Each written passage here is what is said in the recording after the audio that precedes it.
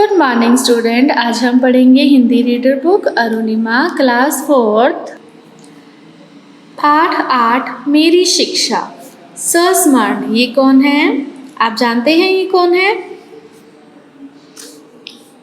यह संस्मरण भारत के प्रथम राष्ट्रपति डॉक्टर राजेंद्र प्रसाद का लिखा हुआ है। जो हमारे प्रथम राष्ट्रपति थे डॉक्टर राजेंद्र प्रसाद, उन्होंने ये लिखा था जब उनकी शिक्षा का प्रबंध मौलवी साहब के पास किया गया था। जब बचपन में हम भेजते हैं ना, आपको तो स्कूल में भेजते हैं, तो इनके समय में इनकी शिक्षा का प्रबंध किनके पास किया गया था? मौलवी साहब के पास।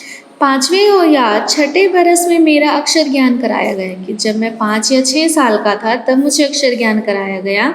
इसके लिए मौलवी साहब को बुलाया गया, खूब मिठाइयाँ बांटी गई और हम उनके सुपुर्द कर दिए गए, मतलब उनको दे दिए गए। मतलब उनको बोल देते हैं ना, जैसे स्कूल में बोलते हैं टीचर्स को, बच्चा बिठा देते हैं और बोलते हैं कि टीचर आप इनको सिखाओगे, तो एक तरह से उनको भी मौलवी साहब के हवाले कर दिया गया कि प्लीज़ आप इनको सिखाइए।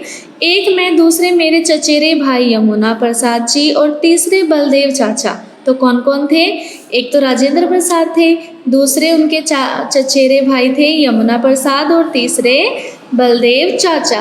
तो इन तीनों ने मौलवी साहब के पास क्या की थी? शिक्षा प्रारंभ की थी। हम लोग मौलवी साहब से थोड़े ही दिन पढ़ पाए, कुछ ही दिन पढ़ पाए थे। उनके जाने के बाद दूसरे मौलवी साहब आए थे और वे क्या थे? गंभीर थे, पर पढ़ाते बहुत अच्छा थे।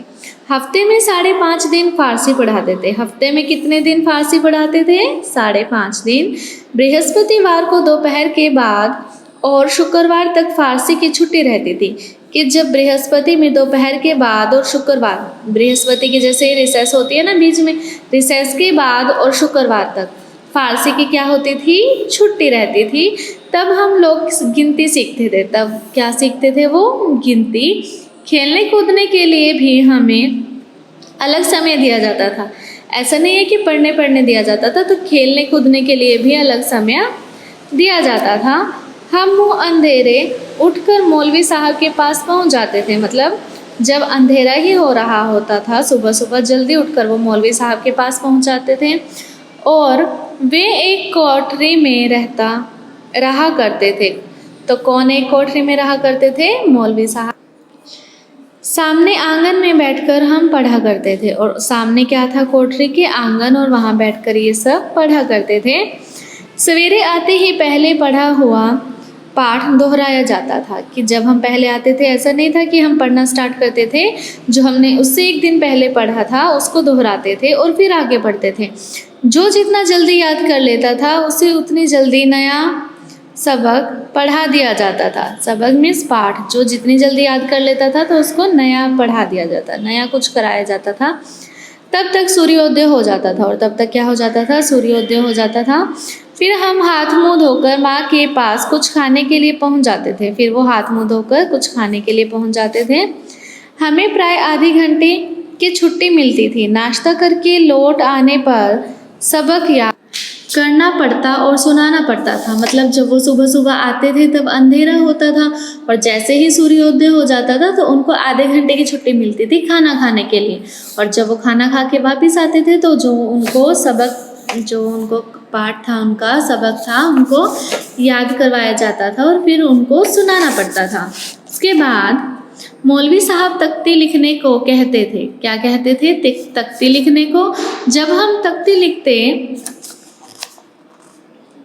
हुए भर जाते, जब तख्ती लिखते हुए भर जाती तो हम उसे धोने जाते। मतलब पहले तख्ती लिखते थे, तो जब तख्ती भर जाती थी एक बार लिखकर तो उसको क्या करते थे? दोबारा धोते थे।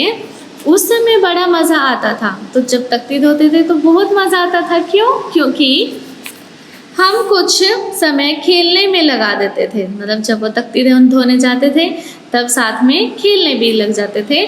दोपहर को नहाने और खाने के लिए 1 या 1.5 घंटे की छुट्टी मिलती और जाकर वहीं पर सोना पड़ता था। मतलब दोपहर को फिर क्या होता था? 1 या 1.5 घंटे की छुट्टी देते थे और उसमें क्या करते थे बच्चे? नहाते थे, खाना खाते थे और सो जाते थे। फिर मौलवी साहब वहीं चारपाई पर सोते थे। मौलवी साहब भी वहीं पास में ही सोते थे। दोपहर के बाद दूसरा सबक मिलता और उसको याद करके सुनाने पर ही छुट्टी मिलती थी। जो दोपहर के बाद दूसरा सबक मिलता था, फिर जब तक बच्चे उसको नहीं सुनाते थे तब तक छुट्टी नहीं होती थी। संध्या समय को नींद जल्दी आती थी कि शाम को नींद जल्दी आ जाती थी। क्यों? डर लगा रहता कि कहीं मौलवी साहब हमें पलक झपकते न देख लें, नहीं तो मार पड़ेगी।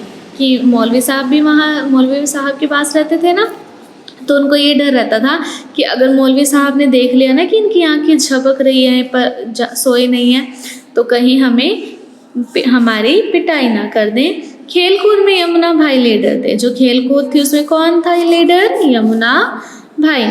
जल्दी छुट्टी पाने का अक्सर वही उपाय करते थे। मतलब जब भी किसी को जल्दी छुट्टी या उन तीनों को जल्दी छुट्टी चाहिए थी तो उसका उपाय कौन ढूंढता था? यमुना भाई। हमारे पढ़ने के लिए संध्या को तेल का दिया जलाया जाता था। जब संध्या होती थी तो क्या करते थे? तेल का दिया जलाते थे, क्योंकि उस टाइम लाइट नहीं थी ना, तो तेल के दिए की रोशनी में वो सभी पढ़ा करते थे। यमुना भाई रेत की छोटी पोटली बनाकर दिए में रख देते थे। वह शीघ्र ही तेल सोख लेती थी, जिससे दिया जल्दी बुझ जाता था। तो जो यमुना भाई थे वो क्या करते थे? एक रेत की छोटी सी पोटली बना के दिए में रख देते थे। तो वो पोटली क्या करती थी? दिए से तेल सोख लेती थी, और इससे क्या होता था? जो दिया था वो जल्दी बुझ जाता था। दिए में तेल खत्म हो जाने पर मजबूरन मौलवी साहब को किताब बंद करने का आदेश देना पड़ता था। जैसे ही दिए में तेल खत्म हो जाता था तो बच्चे पढ़ नहीं पाते, तो मौलवी साहब को बीच में ही बोल देना पड़ता था कि अब आप अपनी जो किताब है उसे बंद कर लीजिए। हमें फ़ारसी का जो भी ज्ञान मिला वह मौलवी साहब से ही मिला। मतलब जो भी उन्होंने फ़ारसी का ज्ञान सीखा था, किन्होंने? डॉक्टर राजेंद्र प्रसाद ने जो भी फ़ारसी का ज्ञान मिला था वो कहाँ से मिला था उनको? मौलवी साहब से। हम सब भी उनको प्यार करने लगे थे। जब एक ही साथ पढ़ते हैं ना सभी टीचर और स्टूडेंट, तो एक दूसरे में कनेक्शन बन जाता है। तो ऐसे ही वो जो बच्चे थे वो भी मौलवी साहब को प्यार करने लगे थे। जब हम अंग्रेजी पढ़ने के लिए घर छोड़कर छपरा जाना पड़ा तो मौलवी साहब और हमें बहुत दुख हुआ। तो जब उन्होंने फ़ारसी सीख ली उसके बाद अंग्रेज़ी सीखने के लिए उन्होंने घर छोड़ा और कहाँ जाना पड़ा? छपरा। तो क्या हुआ? उनको और मौलवी साहब को बहुत दुख हुआ था। ठीक है, तो ये जो चैप्टर है ये किसने लिखा था? डॉक्टर राजेंद्र प्रसाद ने। और डॉक्टर राजेंद्र प्रसाद कौन थे? जब हमारा जो इंडिया फ्रीडम हुआ था, हमारा स्वतंत्र हुआ था, तो उसके स्वतंत्र भारत के सबसे पहले राष्ट्रपति। तो उन्होंने अपना इसमें मौलवी साहब से सीखा वो सब लिखा हुआ है। तो आई होप आपको ये चैप्टर समझ में आया होगा। Thank you. Have a nice day.